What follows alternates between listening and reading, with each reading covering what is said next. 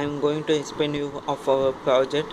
Our project title is Lower Limb Rehabilitation using Motorized Therapeutic Training for Paraplegia. Our project is guided by Mr. Manikandan, Assistant Professor of Biomedical Engineering Department, and our project, myself, Sam Suredan, and J. Gautam, and I. Theravadi are carrying out this project. The aim of our project is to restore this functional ability of the lower limb affected by paraplegia with the use of a body support system. We are incorporating this technique into our design. The objective of our project is to develop this rehabilitation robot with the body support system and to provide the passive movement to the muscles of the lower limb. This is done to reduce the spasticity in the muscle during the training. The brief introduction of what is paraplegia is in a motor or sensory motor function is affected, mainly the lower limb, that includes the leg is affected. So walking is one of the important factors in a human being that is used to perform the daily activity. So if the lower limb is affected, the walking pattern is affected, and the patient is always restricted to wheelchair for movement. So, but treatment can be given by repeated therapy through rehabilitation process to improve the functional ability of the lower limb, and that is done with the application of rehabilitation robotics. Um, um, this this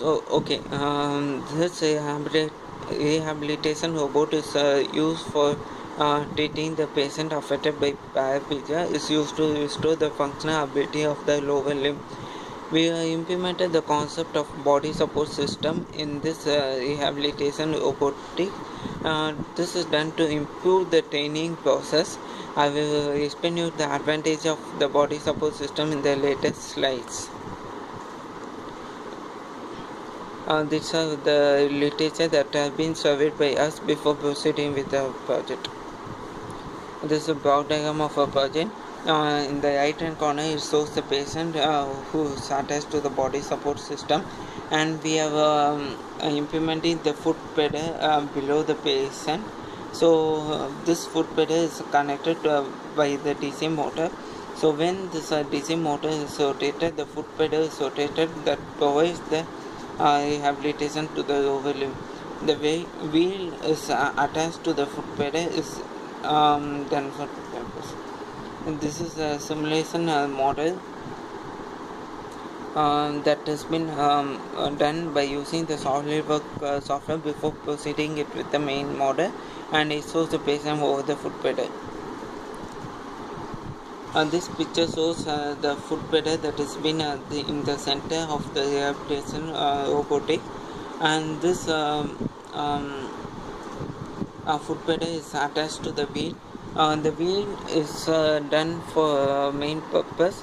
Earlier the patient were being trained by using the treadmill. By the addition of the wheel, the patient moves along with the whole equipment during the training, and it reduces the frustration of the user to particular area of training, so they can freely move around during the training.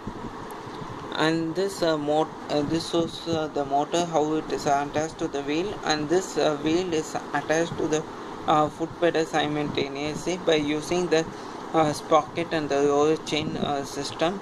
So when this motor rotates, the wheel rotates, and this foot pedal also rotates.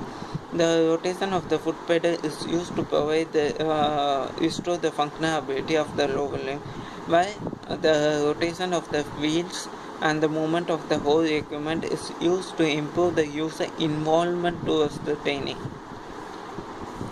This is actually external framework that have been designed. This shows that framework of how this shows the external framework. It shows how the body support system is attached to the center and is attached to the top of the main frame, and this body support system is used for improving the rehabilitation training. At the lower end we can see a foot pedal that is attached to the wheels. Foot pedal is used to provide the rehabilitation to the lower leg. And this picture shows how the body support system is attached to the subject during the training, and this subject is also provided with an additional the handle. It provides the additional support for the patient, and the fear of falling of the patient is reduced. This is the mechanical dimension of the design. Okay, why we are implementing this body support system in this training? This body support system is used for two main purposes. One is to provide the support of the patient during the training, so the fear of falling of the patient is reduced. The second is it is used to reduce the percentage of body weight to the lower limb at the initial, and this body weight can be improved. This is done because for gait, the human has to support his whole body weight on the lower limb during the walking. This body support system also helps to keep the patient erect during the training, and also improves the balance during the gait. This is a pictorial representation of the body support system with a double hook for additional support, and this hook is attached to the top of the main frame as shown in the previous slide. And this picture represents how this body support system is attached to the patient. This is a motor, it's a DC motor. This is specification of the motor. We are using a DC motor that is operated in a 40 volt. The model of the motor is BCI 63.25. This picture shows a musculoskeletal model, and only the lower limb is activated. The skeleton and the muscle of the lower limb is activated during the training. The muscles usually are thigh muscles and calf muscles, and the knee joint is activated during the training. So this rehabilitation is used to improve the joint mobility. It also increases the blood supply to the lower limb, and because this the problem when the patient is restricted to wheelchair for the moment.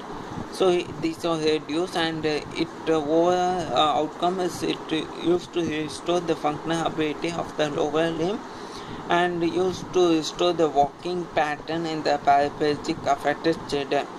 This rehabilitation is used for two main purposes. One is for overground walking ability, and two is for stackage training.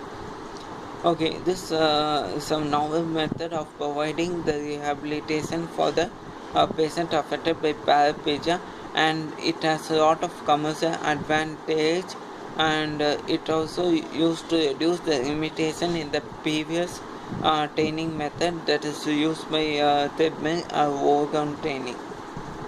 These were the reference that we have took.